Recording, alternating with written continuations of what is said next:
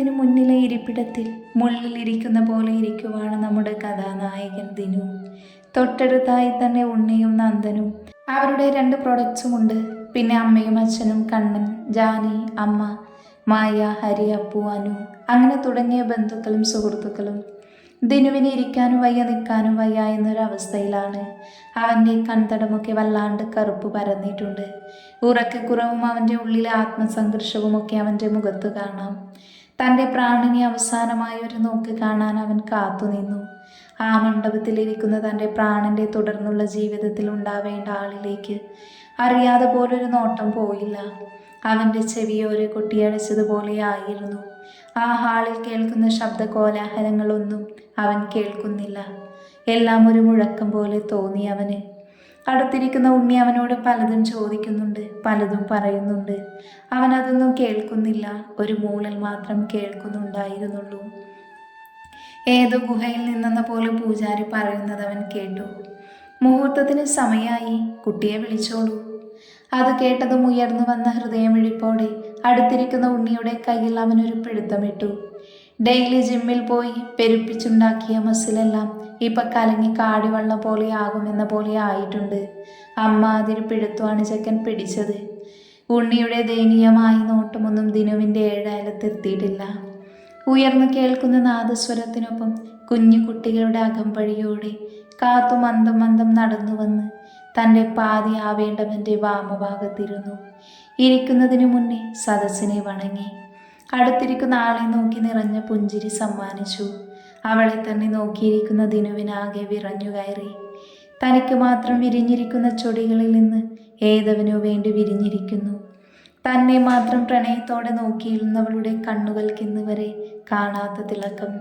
അവൻ്റെ ശ്വാസം വിലങ്ങിപ്പോയി, കണ്ണുകൾ കലങ്ങി. മുഹൂർത്തമായി, താലി കെട്ടിക്കോളൂ. വാദ്യോപകരണങ്ങൾ ഉയർന്നു. പെട്ടെന്ന് ദിനു ചാടി എണീറ്റ് മണ്ഡപത്തിലേക്ക് ചാടിക്കയറി കാത്തുവിൻ്റെ കയ്യിൽ പിടിച്ചു വലിച്ചെഴുന്നേൽപ്പിച്ച് താലത്തിൽ വെച്ച താലിയെടുത്ത് മറ്റുള്ളവർക്ക് ചിന്തിക്കാൻ പോലും സമയം കൊടുക്കുന്നതിന് മുന്നേ തന്നെ 3 കെട്ട് മുറുക്കിയിരുന്നു അവൻ. ഒരു നിമിഷമെങ്ങും നിശബ്ദത മാത്രം. ഒരു മുട്ടുസൂചി വീണാൽ പോലും അറിയാൻ പറ്റുന്നത്രയും നിശബ്ദത. ആ നിശബ്ദത ഭംഗം വരുത്തുന്നത് ആ ഹാളിൽ കറങ്ങുന്ന ഫാൻ മാത്രം. ഒട്ടൊരു നിമിഷത്തിനു ശേഷം പെട്ടെന്നാണത് സംഭവിച്ചത്. ആദ്യത്തെ പകപ്പ് മാറിയതും കാത്തു ദിനുവിനിട്ടൊന്ന് പൊട്ടിച്ചതാണ്. അതോടുകൂടി അത്രയും നേരം നിശബ്ദത നിറഞ്ഞ ആ ഓഡിറ്റോറിയത്തിൽ മുറുമുറുപ്പുകൾ ഉയർന്നു. അതിൽ ദിനു കെട്ടിയ താലിയും ഇത്രയും ആൾക്കാരുടെ മുന്നിൽ വെച്ച് ഒരാണിൻ്റെ മേൽ കൈവച്ച പെണ്ണിൻ്റെ അഹങ്കാരിയതയെ പറ്റിയും ചർച്ചകൾ ഉയർന്നു. ഇതൊന്നും ഞങ്ങളെ ബാധിക്കില്ല എന്ന പോലെ നിൽക്കുവാണ് ദിനുവിൻ്റെയും കാത്തുവിൻ്റെയും വേണ്ടപ്പെട്ടവർ. ഇനി അടുത്തത് എന്ത് സംഭവിക്കുമെന്നറിയാനായി ദേഷ്യത്തോടെ ദിനുവിനെ തന്നെ നോക്കി നിൽക്കുന്ന കാത്തുവും ഇനിയും നോക്കി നിൽക്കാനാവില്ലെന്ന തോന്നൽ കൊണ്ട് അപ്പോഴത്തെ ആവേശത്തിന് എടുത്തു ചാടി താലി കെട്ടുകയും ചെയ്തു. ഇപ്പോൾ അവളുടെ കയ്യിൽ നിന്ന് ബേഷായി കിട്ടുകയും ചെയ്തു. അവളിൽ നിന്ന് മുഖം ഉയർത്തി നോക്കാനാവാതെ അവൾക്ക് മുന്നിൽ തലയും കുനിച്ച് നിൽക്കുന്ന ദിനുവും. എന്താ ഇവിടെ നടക്കുന്നേ? ആരെങ്കിലൊന്ന് പറഞ്ഞു തരുമോ? ആരുടെയോ വകയിലുള്ള ആരുടെയോ വീട്ടിലേതോ ഒരു കാരണോർ എവിടുന്നോ വിളിച്ച് ചോദിച്ചു. മധുവും വേണുവും ദിനുവിൻ്റെ അച്ഛൻ കൃഷ്ണനും വേഗം തന്നെ അവിടെയുള്ളവരെയൊക്കെ ശാന്തരായിരിക്കാൻ പറഞ്ഞു. എല്ലാവരും ഇനി എന്താ നടക്കാൻ പോണേന്ന് നോക്കി നിൽക്കുവാണ്. ഒത്താൽ ഒരു കുടുംബ കലഹം നേരിൽ കാണാലോ എന്നൊരിതിൽ എല്ലാവരും ആകാംക്ഷയോടെ ഇരുന്നു. മധു വേഗം മണ്ഡപത്തിലേക്ക് കയറി ഉണ്ണിയെല്ലാം കണ്ട് കിളിപോയി നിൽക്കുന്ന കാത്തുവിനെ കെട്ടാൻ പോകുന്ന ചെക്കൻ്റെ അടുത്തേക്ക് പോയി. മോളെ കാത്തു. അച്ഛേ. മധു വിളിക്കാൻ കാത്തുന്ന പോലെ കാത്തു അദ്ദേഹത്തിൻ്റെ നെഞ്ചിലേക്ക് വീണ് കരഞ്ഞു. ദിനു തല ഉയർത്തിയതേയില്ല. അവനൊരാശ്രയം എന്നോണം ഉണ്ണി അവൻ്റെ കയ്യിൽ പിടിച്ചു. ഇനി എൻ്റെ മോൻ എന്ത് ചെയ്യും? അത് പറ. ആരോ പറയുന്നത് കേട്ട് ദിനുവിൻ്റെ നെഞ്ചൊന്ന് പിടഞ്ഞെങ്കിലും അവൻ്റെ ഉള്ളിൽ അവൻ്റെ പ്രണയം സ്വന്തമാക്കിയ സന്തോഷമായിരുന്നു. എൻ്റെ മകൻ ചെയ്ത തെറ്റ് തന്നെയാ, അതിൽ ഞാൻ തന്നെ പരിഹാരം കാണാം എന്നും പറഞ്ഞ കൃഷ്ണൻ കാത്തുവിനെ മധുവിൻ്റെ നെഞ്ചിൽ നിന്നും അടർത്തി മാറ്റി തന്നിലേക്ക് ചേർത്ത് പിടിച്ചു. എന്തിനെൻ്റെ കുട്ടി കരയണേ? അയ്യേ, മോശം തന്നെയാട്ടോ. വലിയ കുട്ടിയായി, എന്നിട്ടും ഇങ്ങനെ കരയാ? അവളുടെ കണ്ണീരൊപ്പിക്കൊണ്ട് കൃഷ്ണൻ പറഞ്ഞു. അച്ഛൻ്റെ കുഞ്ഞ് കരയല്ലേട്ടോ. മോൾക്ക് ഈ താലി കെട്ടിയവൻ അംഗീകരിക്കാൻ കഴിയില്ല എങ്കിൽ അത് ഊരി മാറ്റിയേക്ക്. പറഞ്ഞ മുഹൂർത്തം കഴിയാൻ ഇനിയും 10 മിനിറ്റ് കൂടെയുണ്ട്.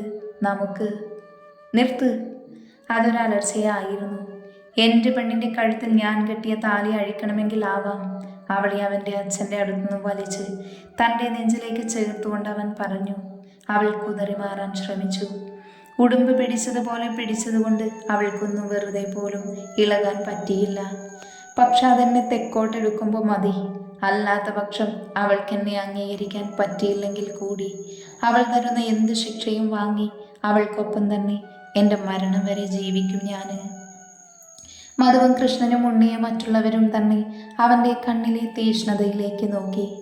ആ ദേഷ്യം നിറഞ്ഞ അവൻ്റെ കണ്ണുകളിൽ നിറഞ്ഞു നിന്നത് തൻ്റെ ഹൃദയത്തോട് ചേർന്ന് നിൽക്കുന്നവളോടുള്ള പ്രണയമായിരുന്നു. നന്നായിരിക്കുന്നു. നിങ്ങളെന്താ ആൾക്കാരെ പിടിച്ചു വരുത്തി കളിയാക്കുവാണോ? കാത്തുവിനെ കെട്ടാൻ പോകുന്ന ആളാണ്. കല്യാണത്തിന് മുന്നേ ഞാൻ വാവയോടും ഫാമിലിയോടും ചോദിച്ചതല്ലേ, പൂർണ്ണ സമ്മതത്തോടെയല്ലേ കല്യാണത്തിന് സമ്മതിച്ചതെന്ന്. എന്നിട്ടാണോ വാവയുടെ അച്ഛ എന്നോട് ഈ ചതി? വേണ്ടായിരുന്നു, എന്നോട് ഇത് വേണ്ടായിരുന്നു. ചെക്കൻ മൂക്ക് പിഴിഞ്ഞ് കണ്ണീരൊപ്പിക്കൊണ്ട് പറഞ്ഞു. എല്ലാവരും എന്തോന്ന് ജീവിയെന്ന് ആലോചിച്ച് നിൽക്കുമ്പോൾ അവൻ്റെ അമ്മൂമ്മയുടെ വാവേ വിളിയിൽ കലിപ്പ് കൊണ്ട് നിൽക്കുവാണ് ദിനു. എന്നാലും വാവേ നിർത്തട പുല്ലേ, അവൻ്റെ ഒരു വാവ. ഇനി നിന്റെ വായിൽ നിന്ന് ഒരിക്കൽ കൂടെ വാവ കോവ എന്നെങ്ങാനും വന്ന പുന്നാര മോനെ അടിച്ച അണപ്പല്ല് ഞാൻ തെറിപ്പിക്കും. മനസ്സിലായോടാ പൊന്ന മോനെ. ദിനു ചെക്കന് നേരെ വിരൽ ചൂണ്ടി പറഞ്ഞതും ചെക്കൻ ആകെ ഒന്ന് ഉലഞ്ഞ പോലെ തോന്നി. പിന്നെ എവിടുന്നോ കിട്ടിയ ധൈര്യത്തിൽ നിർത്തടോ, നിന്റെ പെണ്ണോ? ആരടാ നിന്റെ പെണ്ണ്? ഇവള് എൻ്റെ അമ്മയെന്ന് പറഞ്ഞ് പൂർത്തിയാക്കും മുന്നേ ചെക്കൻ്റെ കവിളിലേക്ക് ആഞ്ഞൊന്നു കൊടുത്തു. എന്നിട്ടും മതിയാവാതെ ചെക്കൻ്റെ കൊങ്ങയ്ക്ക് പിടിച്ച് തൻ്റെ മുഖത്തോട് മുഖം ചേർത്ത് നിർത്തിയതും ദിനു പകച്ചുപോയി. നീയോ? മീനു? താഴെ കൂർന്നു വീഴാൻ പോയ മീനുവിനെ ഉണ്ണി ചേർത്ത് പിടിച്ചു. എവിടെ നിന്നൊക്കെയോ ആരൊക്കെയോ ഓടി വന്നു. മോളെ മീനു, ഉണ്ണി കവിളിൽ തട്ടി വിളിച്ചു. എല്ലാവരും കൂടെ കൂടി നിൽക്കുന്നത് കണ്ട് ഇന്ദ്രനും ഹരിയും സൂര്യയും ക്ഷമയും ചേർന്ന് അവരെ ഭക്ഷണം കഴിക്കാൻ പറഞ്ഞു വിട്ടു. സദ്യ വിത്ത് 3 കൂട്ട പായസമൊക്കെ ആയതുകൊണ്ട് അധിക പേരും അങ്ങോട്ട് പോയി. ചിലർ മാത്രം അവിടെ തന്നെ പറ്റുപിടിച്ച് നിന്നു. തൻ്റെ വീട്ടിലെ അടുപ്പ് പുകഞ്ഞില്ലേലും ആരാൻ്റെ വീട്ടിലെ പട്ടിക്ക് തിന്നാനെന്താ കൊടുക്കുന്നതെന്ന് നോക്കി നടക്കുന്ന മനുഷ്യരായതുകൊണ്ട് പറഞ്ഞിട്ട് കാര്യമില്ല.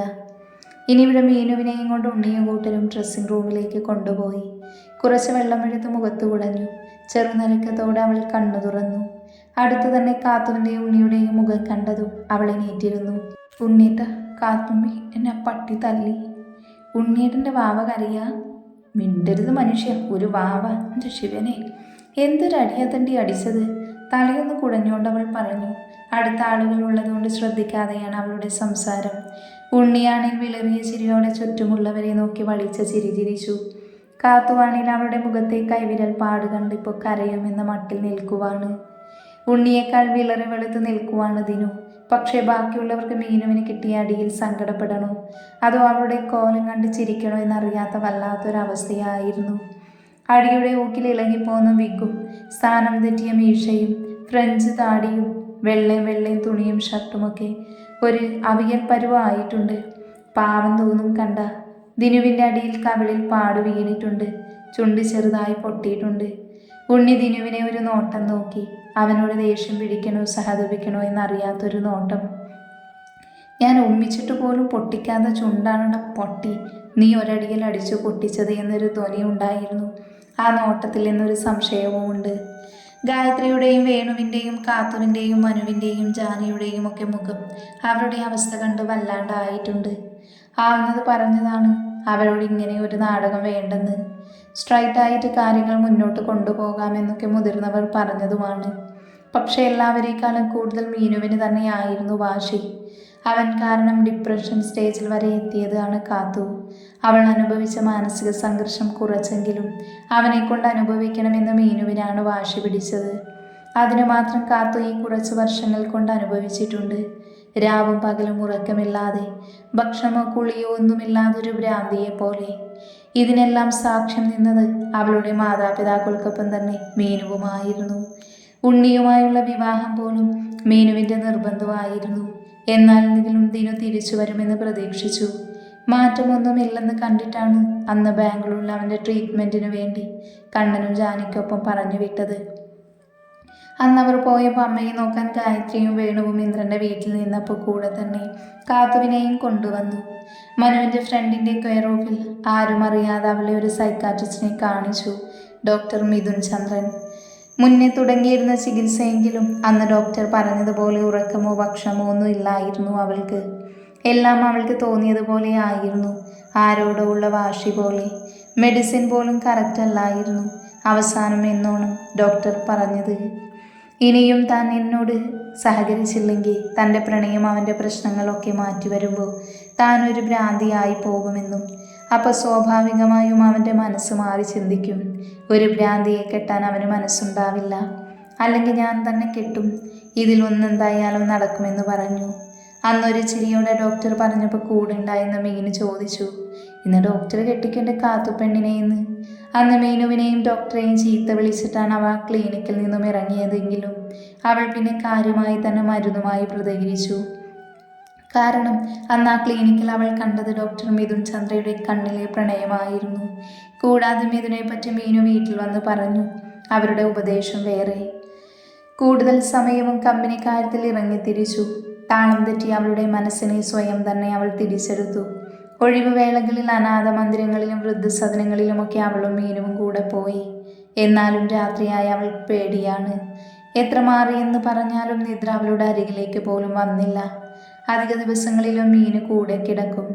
അമ്മ തൻ്റെ കുഞ്ഞിനെ പൊതിയും പോലെ അവളുടെ മാറോടടക്കി പിടിച്ചു തലോടൽ തടവി ഓരോ കഥയും പറഞ്ഞു കൊടുക്കും.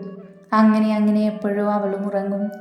അങ്ങനെ കാത്തുവിനെ സംബന്ധിച്ച് ഓരോ പ്രശ്നവും മീനുവിൻ കൂടെ അറിയുന്നത് കൊണ്ട് തന്നെയാണ് എല്ലാവരും ഇങ്ങനെ ഒരു നാടകത്തിന് സമ്മതിച്ചത്. ആദ്യം ഇതിനെ കൊണ്ട് കെട്ടിക്കാൻ തന്നെയായിരുന്നു തീരുമാനമെങ്കിലും ദിനു വന്നപ്പോൾ അവനിനി കാത്തുവിനെ കിട്ടിയില്ലെങ്കിൽ മാനസികമായി തകർന്നു പോകുമെന്ന് തോന്നിയപ്പോൾ തീരുമാനം മാറ്റിയതാണ്. അന്നവർ ബാംഗ്ലൂരിൽ നിന്ന് വന്നപ്പോൾ ഉണ്ണിയും ദിനുവും കൂടെയുള്ള സംസാരം ഫോണിൽ കൂടെ കാത്തു കേട്ടിരുന്നു. ഈശ്വര, എന്തൊരു പാപിയാണ് ഞാൻ. എല്ലാം കേട്ടപ്പോൾ ദിനു കൈകൾ കൊണ്ട് മുഖം പൊത്തിപ്പിടിച്ച് കരഞ്ഞു. കാര്യങ്ങളെല്ലാം നന്ദനത്തിൽ അവരുടെ വീട്ടിലെ ടെറസിൽ നിന്ന് പറഞ്ഞു കൊടുക്കാൻ ഉണ്ണി ദിനുവിനോട്. എല്ലാം നിറഞ്ഞ കണ്ണുകളോട് അവൻ കേട്ടു നിന്നു. അവസാനം ഒരു പൊട്ടിക്കരച്ചിലായിരുന്നു. ഉണ്ണിയൊന്നും പറഞ്ഞില്ല, അവൻ്റെ അരികിൽ തന്നെ ഇരുന്നു. കല്യാണമൊക്കെ കഴിഞ്ഞ് ഭക്ഷണം കഴിച്ച് എല്ലാവരും പിരിഞ്ഞ് ഗൃഹപ്രവേശനത്തിന് മുഹൂർത്തം തെറ്റുമെന്ന് തിരുമേനി പറഞ്ഞത് പ്രകാരം എല്ലാവരും നന്ദനത്തിലേക്ക് വന്നു. മധുരം കൊടുപ്പൊക്കെ കഴിഞ്ഞ് മീനുവും കാത്തുവും കൂടെ താഴെയുള്ള ഗസ്റ്റ് റൂമിൽ പോയി കിടന്നു. മീനുവിന് അടികിട്ടിയ ക്ഷീണമാണെങ്കിൽ കാത്തുവിന് അത്രയും വർഷം കൊണ്ട് താൻ അനുഭവിച്ച പ്രശ്നങ്ങൾക്ക് ഇന്നൊരു പരിഹാരമായി നോർത്തുള്ള സമാധാനം കൊണ്ടുള്ള ക്ഷീണമായിരുന്നു. അവർ കിടന്നപ്പോൾ ദിനുവിന് ചുറ്റും കൂടി ബാക്കിയുള്ള ആൺപടകൾ മുഴുവനും ആദ്യടി വീണു അവൻ്റെ അമ്മയിൽ നിന്ന് തന്നെ. കുറേ പദം പറഞ്ഞ് കരഞ്ഞു. അവസാനമായിട്ട് പറഞ്ഞു, ഇനിയും ആ പെണ്ണിനെ ഒരു നോട്ടം കൊണ്ടുപോലും വേദനിപ്പിച്ച ഞാൻ പ്രസവിച്ചതാണ് നിന്നെ എന്ന് ഞാനങ്ങ് മറക്കുമെന്ന്. അച്ഛനും അമ്മയും അനുകൂലിച്ചു. അച്ഛൻ അമ്മയെയും കൊണ്ട് അകത്തേക്ക് പോയി. ബാക്കിയുള്ളവർ അവനെ സമാധാനിപ്പിച്ചു. പോട്ടെ, അമ്മയുടെ വിഷമം കൊണ്ട് അടിച്ചു പോയതാണ്. ഗായത്രിയാണ് പറഞ്ഞത്. ഇവിടെ ഈ കൂടി നിന്നവരിൽ ആരെങ്കിലും എന്തേലും പറയും മുന്നേ അമ്മ നിന്നെ തല്ലിയെങ്കിൽ ആ അമ്മയുടെ മുന്നിൽ വെച്ച് തൻ്റെ മകനെ വേറെ ആർക്കും കൊത്തിപ്പറിക്കാൻ വിട്ടുകൊടുക്കാൻ ഇഷ്ടമില്ലാത്തത് കൊണ്ടാണ്. നീ കേട്ടിട്ടില്ലേ, തള്ള ചവിട്ടിയ പിള്ളയ്ക്ക് കേടില്ല എന്ന്? അതാണ് ഇവിടെ നടന്നത്. അതുകൊണ്ട് വിഷമമൊന്നും വേണ്ടാട്ടോ. പിന്നെ അവിടെ കൂടി നിൽക്കുന്ന ഓരോരുത്തർക്കും പറയാനുള്ളത് ഒന്നു മാത്രം, പാവാണവൾ. ഈ ചെറുപ്രായത്തിൽ തന്നെ ഒരുപാട് അനുഭവിച്ചു. ഇനിയും നീ അവളെ വിഷമിപ്പിക്കരുത്. മധുവിൻ്റെയും രേവതിയുടെയും കണ്ണിൽ അപേക്ഷയായിരുന്നു.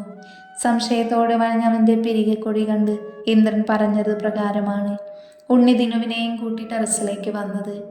ഒക്കെ കേട്ട് കഴിഞ്ഞപ്പോൾ തന്നെ അവനാകെ തകർന്നു പോയി. ഒക്കെ ഞാൻ കാരണമാണല്ലടാ. അച്ഛൻ, അമ്മ, മധുവെങ്കിൽ ആൻറ്റി, നീ, പിന്നെ എൻ്റെ പെണ്ണ്, എല്ലാവരും ഞാൻ കാരണം ഒരുപാട് വേദനിച്ചു അല്ലേ. കരച്ചിലൊന്ന് അടങ്ങിയപ്പോൾ അവൻ പറഞ്ഞു. ദിനുവിന് വല്ലാത്ത സങ്കടം തോന്നി. പോട്ടെ, സാരമില്ല എന്ന് പറഞ്ഞു ഉണ്ണി അവനെ ചേർത്ത് പിടിച്ചു. എന്തിനോ വേണ്ടി ദിനുവിൻ്റെ ഹൃദയം പിടഞ്ഞു. അവൻ കണ്ണുകൾ ഇറുക്കെ ചെമ്മി. അവൻ്റെ മനസ്സിലപ്പോൾ അവളുടെ മുഖം മാത്രം നിറഞ്ഞു നിന്നു. കുറച്ചു നേരം കൂടെ ഇരുന്നിട്ട് അവർ താഴേക്ക് ഇറങ്ങിപ്പോയി. രണ്ടുപേർക്കും അവരുടെ പാതിയെ കാണാൻ ഹൃദയം വിങ്ങി. എന്ന് ഞങ്ങൾ ഇറങ്ങട്ടെ. അവർ താഴേക്ക് ഇറങ്ങിയപ്പോൾ ഇന്ദ്രയും ജാനിയും എല്ലാവരോടും യാത്ര പറഞ്ഞിറങ്ങാനായി നിൽക്കുന്നതാണ് കണ്ടത്. ഇന്നിവിടെ നിന്നാ പോരെ, ഉള്ള സ്ഥലത്ത് എല്ലാവർക്കും കിടക്കാം, കൃഷ്ണൻ കണ്ണനോടായി പറഞ്ഞു. അതിനൊക്കെ സമയം ഇനിയുമുണ്ടല്ലോ. ഇപ്പൊ പോട്ടെ. കുറേയായിട്ട് കടയിലേക്കൊന്നും നോക്കിയിട്ടില്ല. എല്ലാം ഇവന്റെ തലയിലാ. ഷമിയെ ചേർത്ത് പിടിച്ചു പറഞ്ഞു. ആണ്, അങ്ങനെയാണെങ്കിൽ ജാനയും അമ്മയും ഇവിടെ നിൽക്കട്ടെ. അയ്യോ, അത് വേണ്ട. അമ്മയ്ക്ക് ഒരുപാട് മെഡിസിനൊക്കെ ഉള്ളതാ. ജാനിക്കുണ്ട് കുടിക്കാൻ മരുന്നുകൾ. അല്ലേ ജാനി? ഇന്ദ്രൻ ഒരു ഞെട്ടലോടെ വേഗം പറഞ്ഞു. ജാനി ഒന്ന് വിളവ് ചിരിച്ചുകൊണ്ട് മറുപടി പറഞ്ഞു. കണ്ണേട്ട, അമ്മയുടെ മരുന്നൊക്കെ ഞാൻ കൊണ്ടുവന്നിട്ടുണ്ട്. ഇത്രയും ദൂരം യാത്ര ചെയ്തതല്ലേ. അമ്മ ആകെ ടയേർഡാണിപ്പോൾ തന്നെ. ഇനി അങ്ങോട്ടേക്കും കൂടെയുള്ള യാത്ര കൂടെ ആവുമ്പോൾ അമ്മു പറഞ്ഞു നിർത്തി.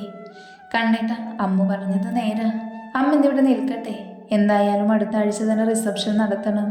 അന്നും അമ്മയ്ക്ക് യാത്ര ചെയ്ത് ഇവിടേക്ക് എത്താനൊക്കെ ബുദ്ധിമുട്ടാവും. അപ്പം അതൊക്കെ കഴിഞ്ഞ് അമ്മ വന്നാൽ പോരെ? അയ്യോ, ഒരാഴ്ചയോ? അതൊന്നും ശരിയാവില്ല നന്ദു. അമ്മ ഇന്ന് ഞങ്ങളുടെ കൂടെ വന്നില്ലേലും നാളെ ഉണ്ണിക്കൊപ്പം വിട്ടാൽ മതി. അവിടുത്തെ വണ്ടി ഇവിടെ നിന്നോട്ടെ. ഞങ്ങൾ ഷമിയുടെയും സൂര്യൻ്റെയും ഒക്കെ കൂടെ പൊക്കോളാം. എന്നാൽ ഇനി കൂടുതൽ നേരം നിൽക്കണ്ട. ഇപ്പോൾ തന്നെ നേരം ഒരുപാടായില്ലേ. അമ്മ ഒരാഴ്ച നിൽക്കണോ നാളെ വിടണോ എന്നൊക്കെ നമുക്ക് പിന്നെ തീരുമാനിക്കാം.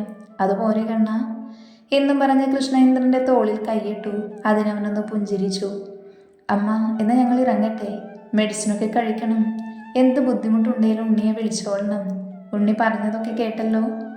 ഉണ്ണി കണ്ണിന് നിറഞ്ഞ ചിരിയോടെ കണ്ണ് ചിമ്മി കാണിച്ചു. ഉണ്ണി കല്യാണത്തിനോട് സംബന്ധിച്ച് 15 ദിവസത്തെ ലീവ് എടുത്തു നിൽക്കാണ്. ഒത്താൽ ഒരു ഹണിമൂൺ ഒപ്പിക്കണമെന്നൊരു കുഞ്ഞു ദുരുദ്ദേശത്തോടു കൂടി. എൻ്റെ കണ്ണ, നിന്റെ അമ്മയെ ഞങ്ങളൊന്നും ചെയ്യില്ല, പോരെ? എൻ്റെ അമ്മയെ പോലെ ഞാൻ നോക്കിക്കോളാം നിന്റെ അമ്മയെ. അതുപോലെ നിനക്ക്? നന്ദുവിൻ്റെ അമ്മ അകത്തുനിന്ന് ഭാഗ്യക്കൊച്ചിനുള്ള ചൂടുവെള്ളവുമായി വന്നുകൊണ്ട് പറഞ്ഞു. അതിനവനൊന്ന് ചിരിച്ചു. ശേഷം എല്ലാവരോടുമായിട്ട് പറഞ്ഞുകൊണ്ട് അവർ ഇറങ്ങി. കാത്തുവിനെ ചേർത്ത് പിടിച്ച് അനുഗ്രഹിച്ചു. കൂടെ അവർക്കിടയിൽ നുഴഞ്ഞു കയറി മീനുവും. ഇപ്പം അവളുടെ മുഖത്ത് നീരിന് കുറച്ച് കുറഞ്ഞിട്ടുണ്ട്. അവനൊരു ചിരിയോടെ രണ്ടുപേരെയും ചേർത്ത് പിടിച്ചു. നിറഞ്ഞ പുഞ്ചിരിയോടെ എല്ലാവരും അത് നോക്കി നിന്നു. സന്ധ്യയോട് അടുപ്പിച്ച് തന്നെ ഹരിയും അമ്മുവും അവരുടെ ഫാമിലിയും പോയിരുന്നു. അത് കഴിഞ്ഞ് കുറച്ച് കഴിഞ്ഞ് ഗായത്രിയും വേണുവും ഡോക്ടറും മനുവും വേണിയും മക്കളും ഇറങ്ങിയിരുന്നു. അവർക്കൊപ്പം തന്നെ രേവതിയെയും മധുവിനെയും കൂട്ടി.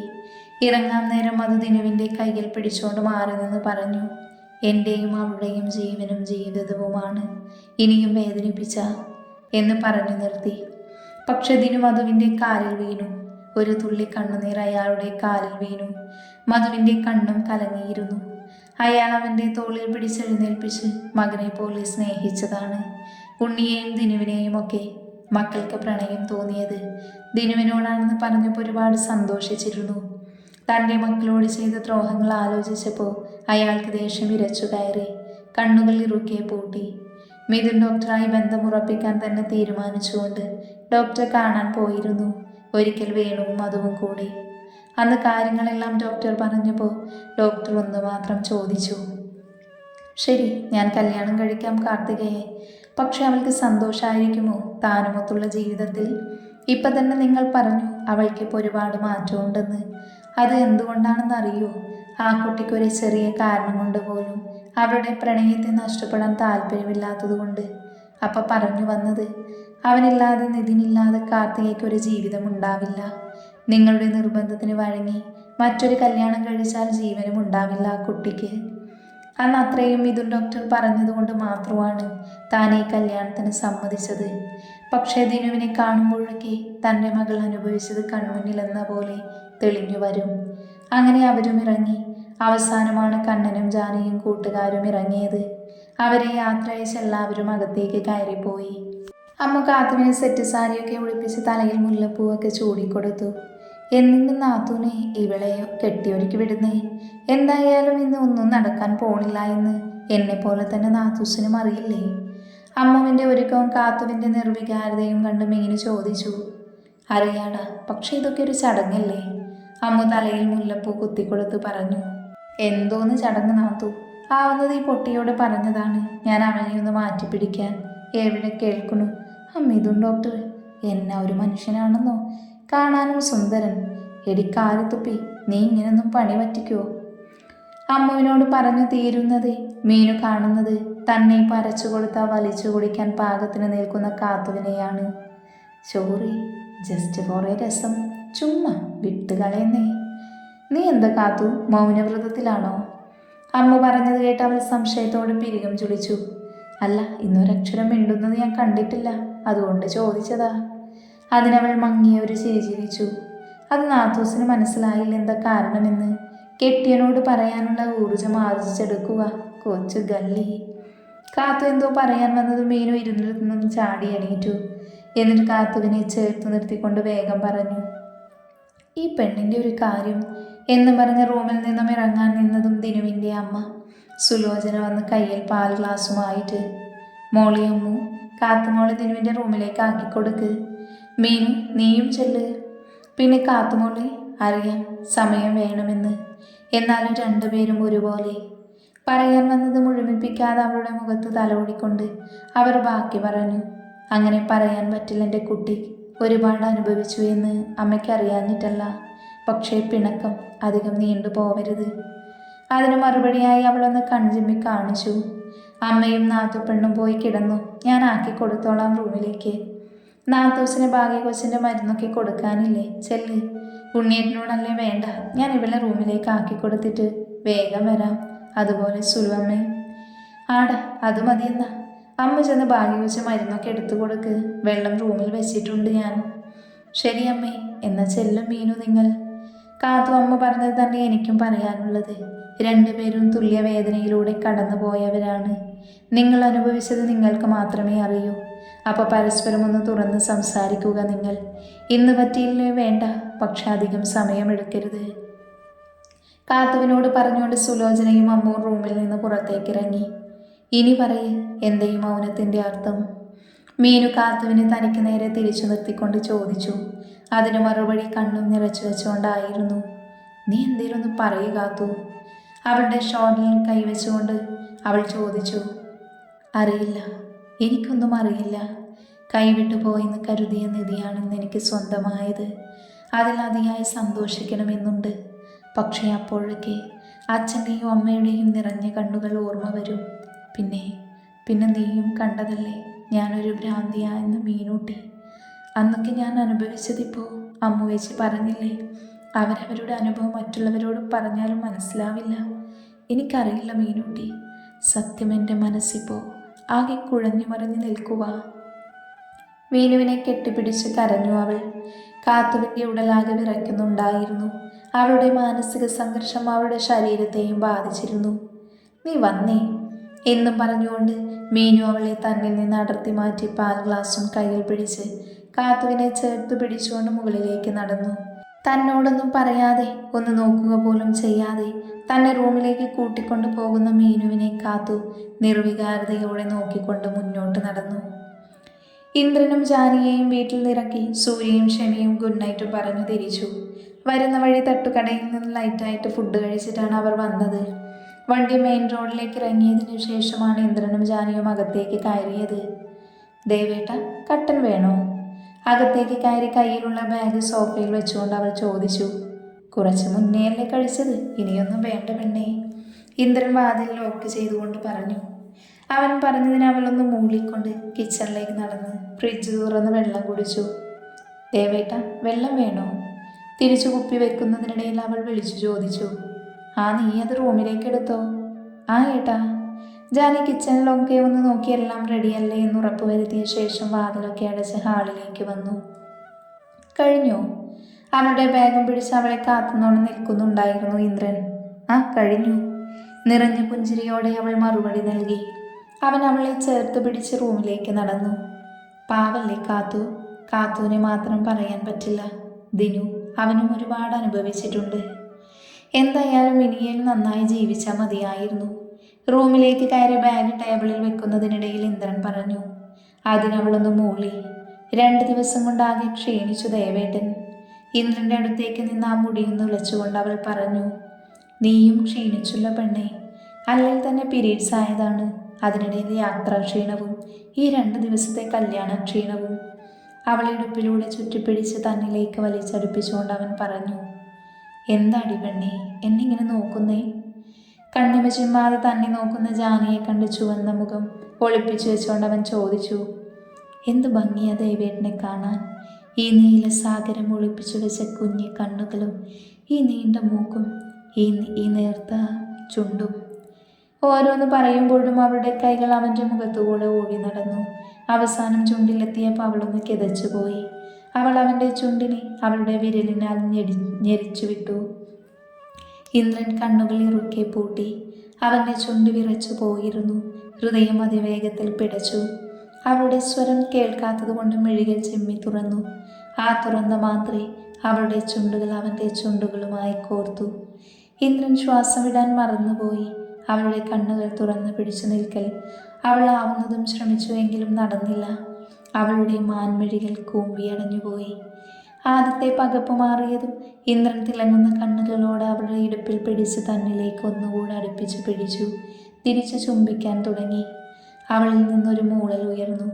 സാവധാനം വളരെ പതിയെ ചുണ്ടുകൾ തമ്മിൽ കോർത്തു.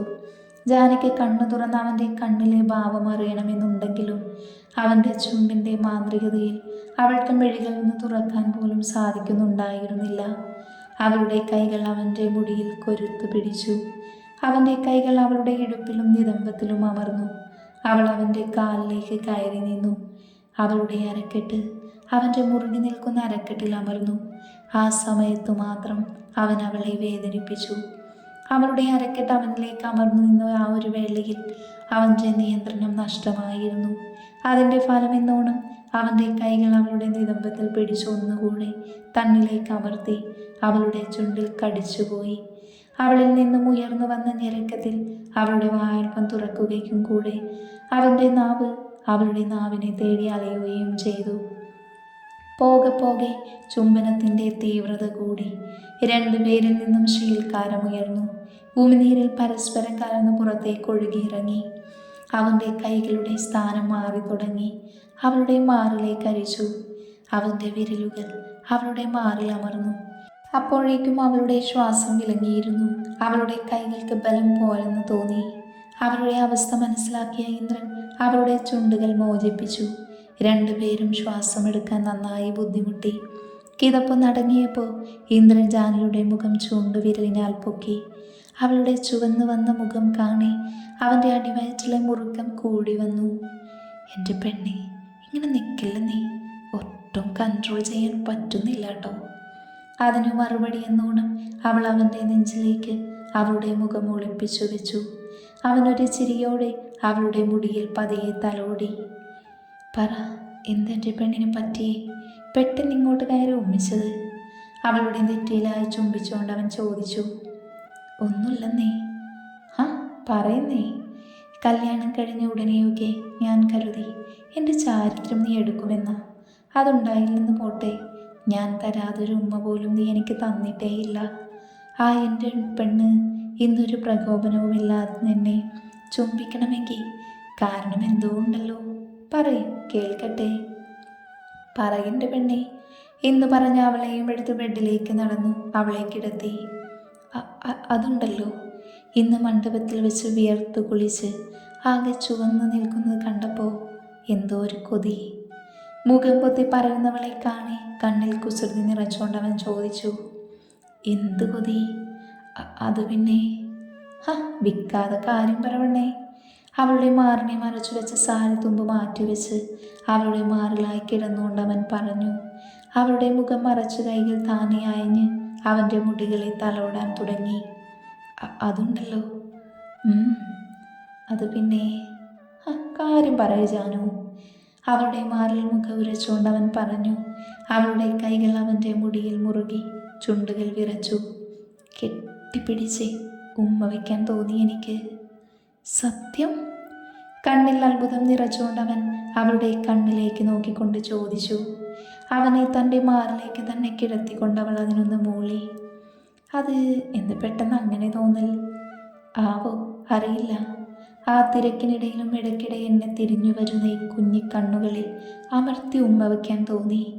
എന്നെ കണ്ടു കഴിഞ്ഞാൽ വിരിയുന്ന ഈ ചുണ്ടുകളിൽ കടിക്കാൻ തോന്നി. ആരെങ്കിലും ശ്രദ്ധിച്ചോ ഇല്ലയോ എന്നൊന്നും എനിക്കറിയില്ല. ഞാൻ ഒരുപാട് നേരം ദേവേട്ടനെ തന്നെ നോക്കി നിന്നിരുന്നു. ഈ മുഖത്ത് പൊടിഞ്ഞ വിയർപ്പ് തുള്ളികളെ ചുണ്ടിനാൽ ഒപ്പിയെടുക്കാൻ തോന്നി എനിക്ക്. രണ്ടുപേരുടെയും ശ്വാസം ഒരുപോലെ ഉയർന്നു. കുറച്ചു നേരം രണ്ടുപേരും ഒന്നും തന്നെ മിണ്ടിയില്ല. അവളുടെ കൈകൾ അവൻ്റെ മുടിയിൽ തലോടി. അവൻ്റെ മുഖം അവളുടെ മാറിനെ എന്തിനോ വേണ്ടി അലഞ്ഞു നടന്നു. പാറുവേ, ഈ സാരി അഴിച്ചേ നീ, ബ്ലൗസും പാവാടയും മതി. അഴിച്ചോ? അഴിക്കട്ടെ? ആ നീ. നിറച്ചിരിയോടെ അവൾ പറഞ്ഞു. ആ കിടന്ന കിടപ്പിൽ തന്നെ അവളുടെ സാരി അവൻ അഴിച്ചെടുത്തു. എന്നിട്ട് അവൻ്റെ ഷർട്ടും അഴിച്ച് ഇന്നർ ബനിയനും അഴിച്ചു വെച്ചു. അവൻ്റെ രോമങ്ങൾ നിറഞ്ഞ നെഞ്ച് കണ്ടിട്ട് അവളുടെ നാവിനാൽ അവൾ ചുണ്ട് നനച്ചു. കൊല്ലം 4-5 നിന്റെ നാണം മാറിയില്ലേ പെണ്ണേ എന്നും ചോദിച്ചുകൊണ്ട് അവൻ അവളുടെ മാറിലേക്ക് കിടന്നു. എന്ത് സോഫ്റ്റാണ് പെണ്ണേ ഇത്, അവളുടെ മാറിൽ മുഖം വിരച്ചുകൊണ്ട് അവൻ പറഞ്ഞു.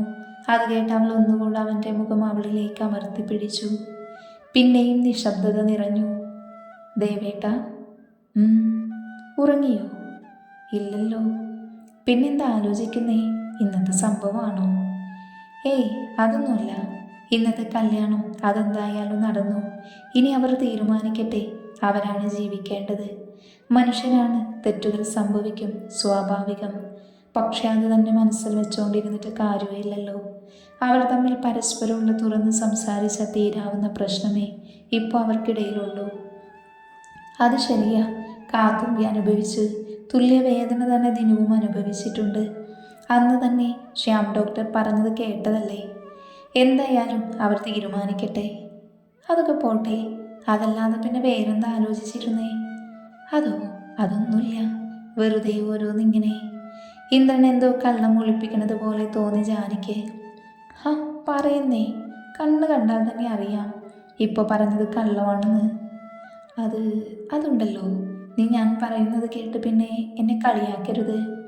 അവളുടെ മാറിൽ താടി കുത്തി നിന്ന് അവളുടെ കണ്ണിലേക്ക് നോക്കി കുറുമ്പോടെ പറഞ്ഞു. ഇല്ലല്ലോ, ഞാൻ എന്തിനാ എൻ്റെ ദേവേട്ടനെ കളിയാക്കുന്നേ? അവനൊന്ന് ഉയർന്നു വന്ന് അവളുടെ താടിത്തുമ്പിൽ ചുംബിച്ചു. പിന്നെയും മാറിൽ തന്നെ കിടന്നു. പറയട്ടെ? പറയുന്നേ. അതുണ്ടല്ലോ, പാലിന് മധുരാണെന്ന് പറയുന്നത് സത്യമാണോ? അതേലോ. ആദ്യം നന്ദിച്ചു നിന്നെങ്കിലും അവൻ്റെ ആകാംക്ഷ നിറഞ്ഞ നോട്ടം കണ്ടപ്പോൾ അവൾ പറഞ്ഞു.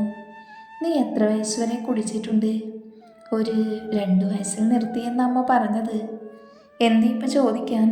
അവൾ എന്തോ ആലോചിച്ച് നിൽക്കുന്ന ഇന്ദ്രനെ കണ്ട് ചോദിച്ചു. ഏയ്, ഒന്നുമില്ല.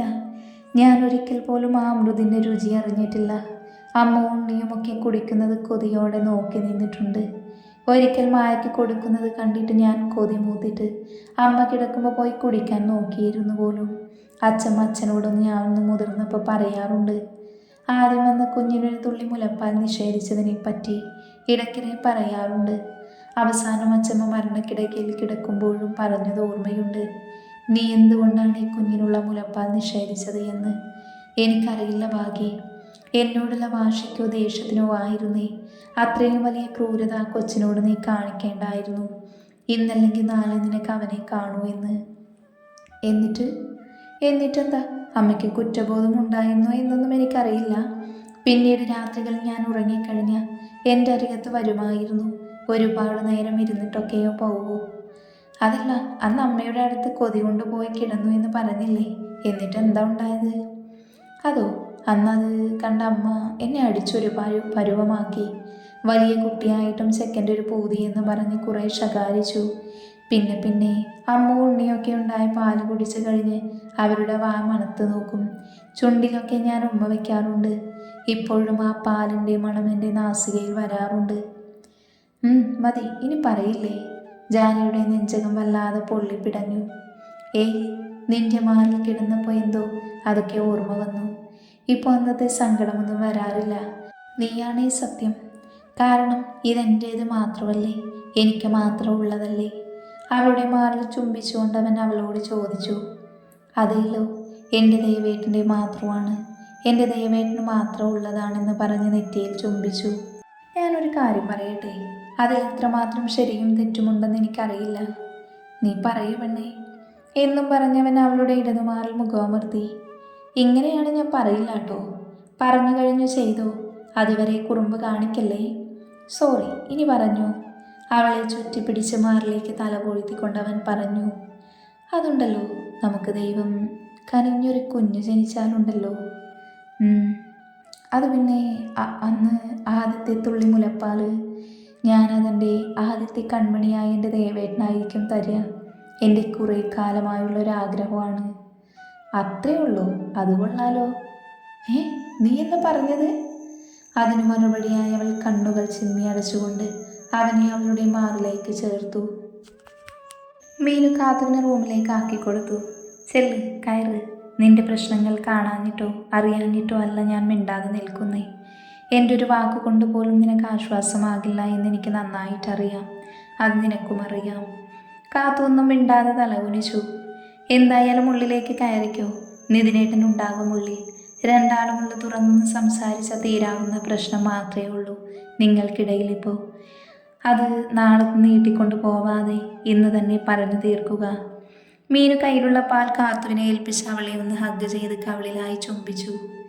എൻ്റെ കാത്തുവല്ലേ, സങ്കടം അത് രണ്ടുപേരും ഒരുപോലെ അനുഭവിച്ചിട്ടുള്ളതല്ലേ മോളെ.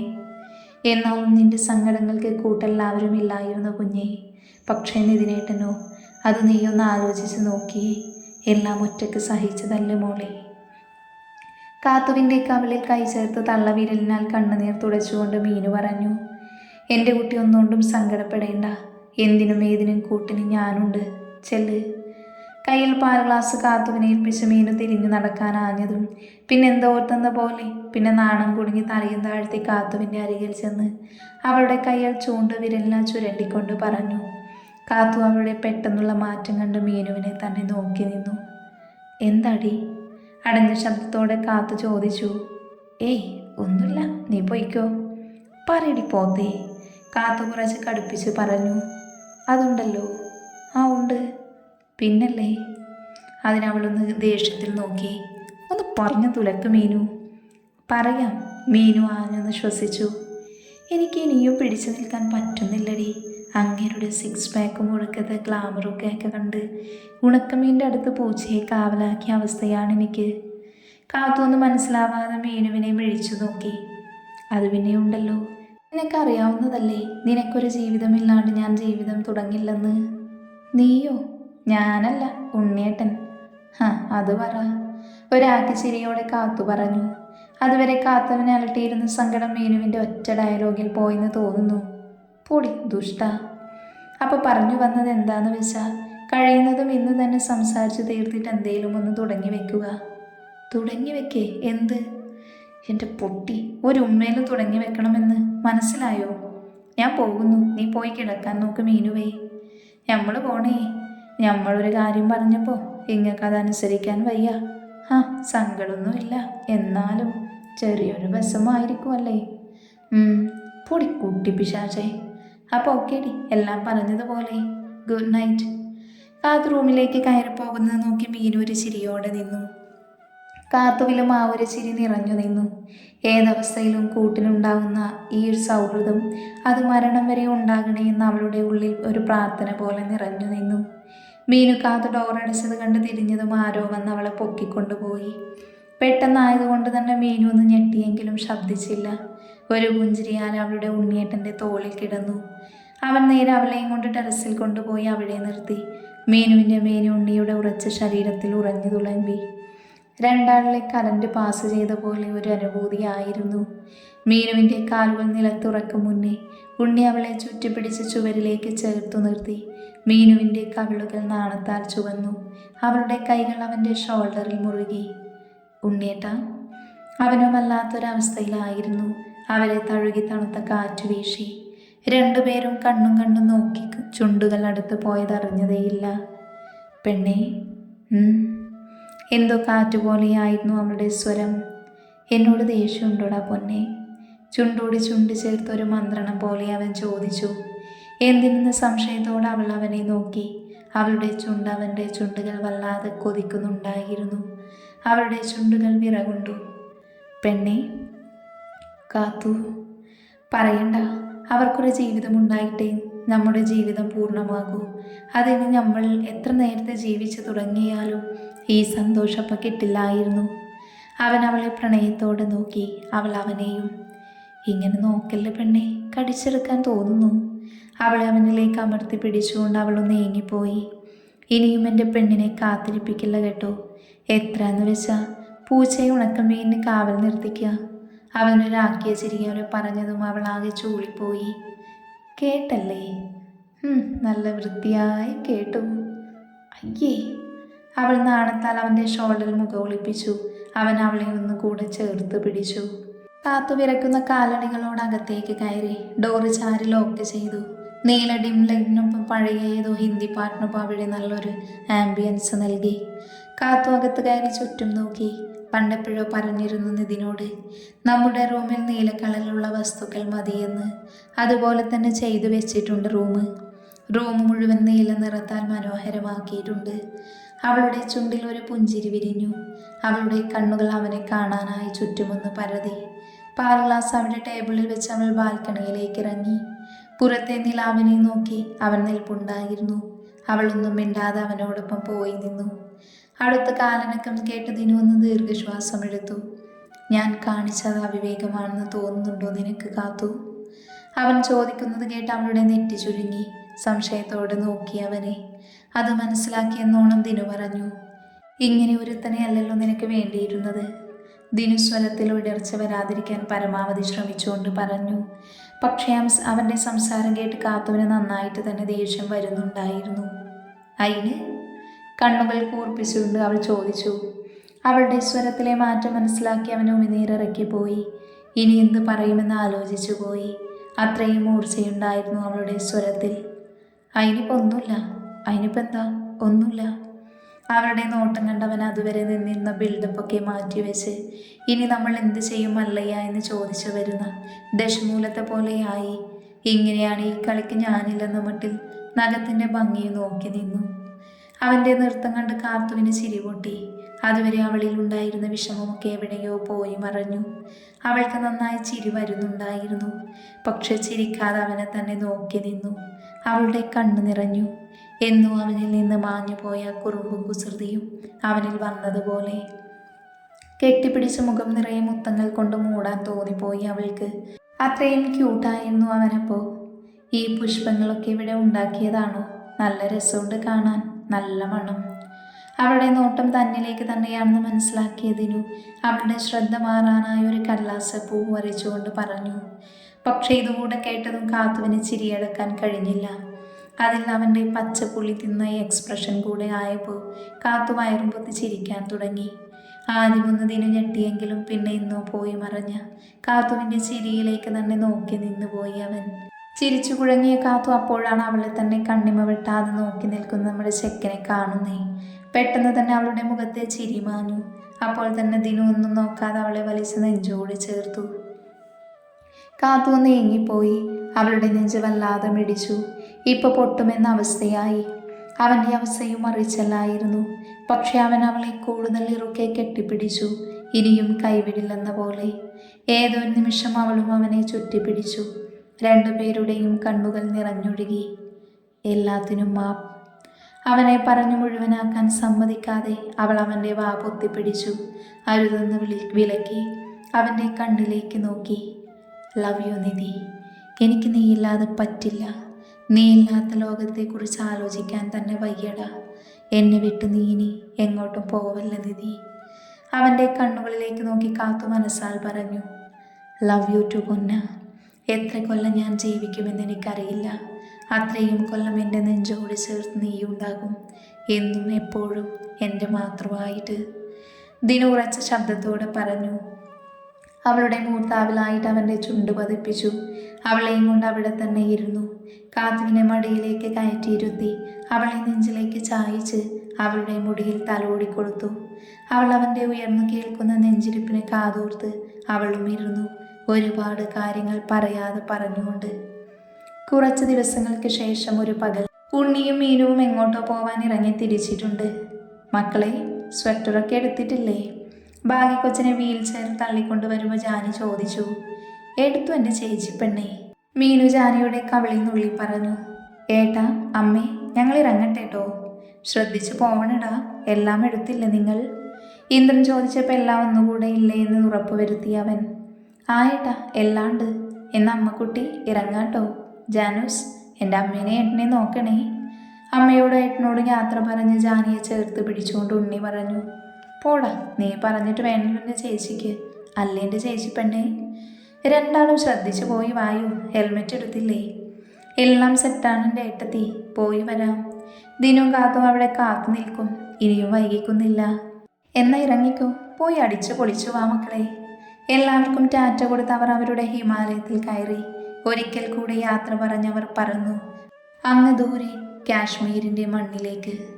ദിനുവും കാത്തുവും ഉണ്ണിയും മീനുവും അവരുടെ ഹണിമൂൺ അടിച്ചു പൊളിക്കാൻ പോവുക. അവർ 4 പേരും സന്തോഷത്തോടെ ഒരു ദാമ്പത്യ ജീവിതം തുടങ്ങി.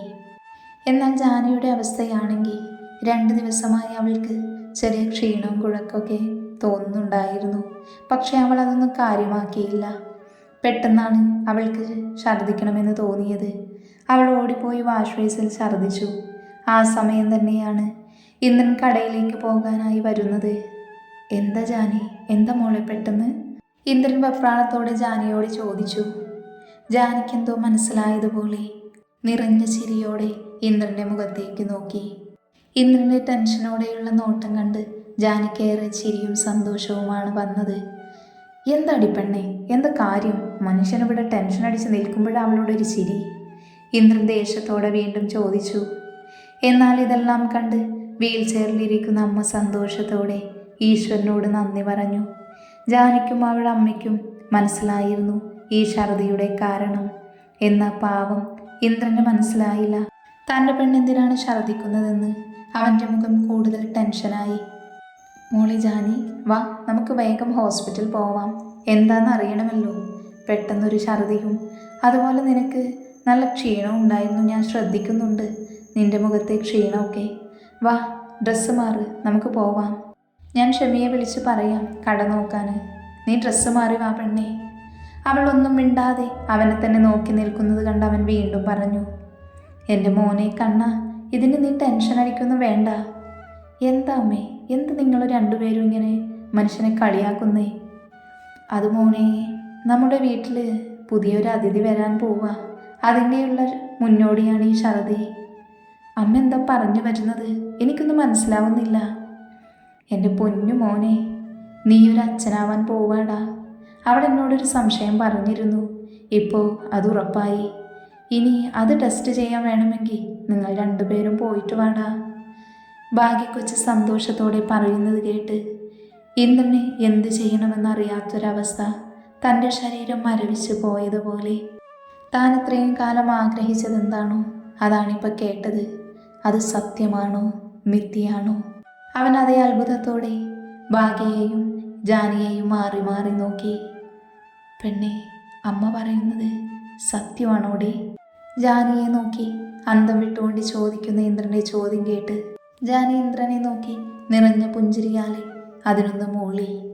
ആ നിമിഷം ഇന്ദ്രൻ ഈശ്വരനോട് നന്ദി പറഞ്ഞ് ആ നിമിഷം തന്നെ അവളെ അവൻ്റെ കൈകളിൽ കോരിയെടുത്ത് എത്ര ചുംബിച്ചിട്ടും അവന് മതിയാവാത്തതുപോലെ തോന്നി.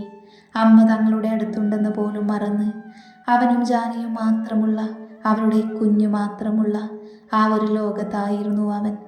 അത്രത്തോളം അവൻ സന്തോഷമായിരുന്നു. അവളെ എത്ര ചുംബിച്ചിട്ടും അവന് മതിയാവുന്നില്ല. ഇന്ദ്രേട്ട, എന്നെ നിലത്ത് വെക്ക്. ഇന്ദ്രേട്ട, അമ്മയുണ്ട്, ഒന്ന് നിലത്ത് വെക്ക്. ആ നിമിഷം ഇന്ദ്രൻ അവളെ ഒന്ന് നിലത്തിറക്കി. ആ സമയം തന്നെ ഇന്ദ്രൻ മുട്ടിലിരുന്ന് അവളുടെ വയറിൽ അമർത്തി ചുംബിച്ചു. തൻ്റെ കുഞ്ഞിന് കൊടുക്കുന്ന ആദ്യ ചുംബനം. അവൻ്റെ മനസ്സും കണ്ണും നിറഞ്ഞു പോയിരുന്നു. അതുപോലെ ജാനിയുടെയും.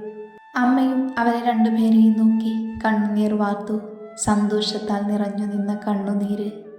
ഈ സന്തോഷം അവർ എല്ലാവരെയും വിളിച്ചു പറഞ്ഞു. അത് കേട്ട് എല്ലാവർക്കും ഒത്തിരി സന്തോഷമായിരുന്നു.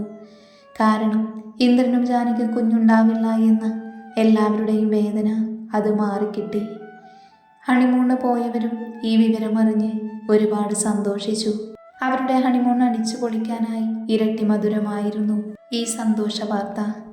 ഇനി അവർ ജീവിക്കട്ടെ നിറഞ്ഞ സന്തോഷത്തോടെ.